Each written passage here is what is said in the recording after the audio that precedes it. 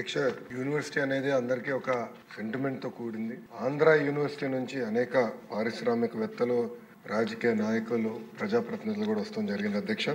ఒకసారి చూస్తే అధ్యక్ష, bank of America vice chairman Andhra university alum, GMR గారు కూడా ఆంధ్ర యూనివర్సిటీ అలుమ్నై. ఇక్కడున్న చాలా మంది శాసనసభ్యులు కూడా ఆంధ్ర యూనివర్సిటీ అలుమ్నై అధ్యక్ష.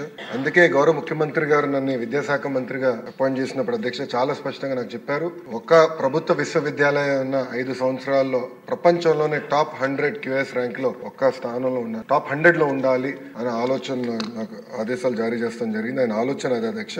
దాంట్లో భాగంగా అధ్యక్ష నేను ఈరోజు గర్వంగా చెప్తున్నా, mathematics professor from IIT Kharagpur Rajasekhar గారిని ఏకంగా మన వైస్ ఛాన్సలర్ గా మనం నియమించుకున్నాం అధ్యక్ష. ఎందుకు చేశానంటే సంస్కరణలు తీసుకురావాలి, కరికులం ని బలోపేతం చేయాలి అనే లక్ష్యంతో మనం చేసాం. గౌరవ సభ్యులు చెప్పారు అధ్యక్ష, గతంలో జరిగిన అవకతవకల పైన మా దగ్గర ఉన్న కంప్లైంట్ అధ్యక్ష. మొదటిది misuse of RUSA grants of 20 crores అని, ఇంకో పక్కన ఇస్రో నుంచి వచ్చిన 25 లక్షల గ్రాంట్ కూడా ఇర్రెగ్యులారిటీస్ ఉన్నాయని, అవినీతి, abuse of power, misuse of students for political purposes అధ్యక్ష. ఇది గతంలో చూసాం. మాజీ ముఖ్యమంత్రి గారు ఎప్పుడన్నా విశాఖపట్నంకి వెళ్తే క్లాస్ లో ఉన్న పిల్లలు క్లాస్ ఆపేసి రోడ్ పైకి తీసుకొచ్చి ఏదో స్వాగతం పలకాలి, పూలేయాలని చెప్పే పరిస్థితి కూడా చూసాం అధ్యక్ష. అదేంది illegal appointment of register of Andhra university జరిగింది. Examination centres were chosen by collecting bribes from colleges for distance education. ఇంకో పక్కన illegal appointments. VC violated the constitution and campaign for the party in direct elections in favour of ruling party, continuing the retired professors as principals against the rules of the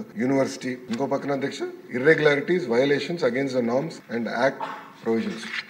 అంటే ఇట్లా అనేక complaints వచ్చినాయి. గౌరవ సభ్యులు అడిగారు, గతంలో కూడా మీరు చెప్పారు ఏమైందని. అధ్యక్ష, ఇన్ఛార్జ్ వైస్ ఛాన్సలర్ గారు ఒక కమిటీ నియమించారు. ఆ కమిటీ ద్వారా రిపోర్ట్ ఇవ్వాలని వాళ్ళు అడుగుతాం జరిగింది అధ్యక్ష.